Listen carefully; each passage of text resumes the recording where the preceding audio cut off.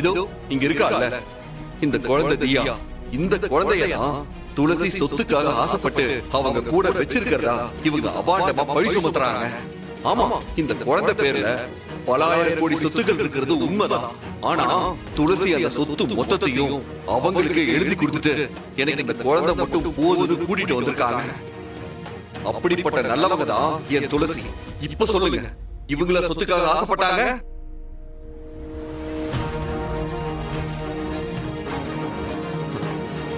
இப்ப இந்த குழந்தை யாரோ இல்ல, நானும் துளசியும் சேர்ந்து இந்த குழந்தைய தத்தெடுத்திருக்கோம்.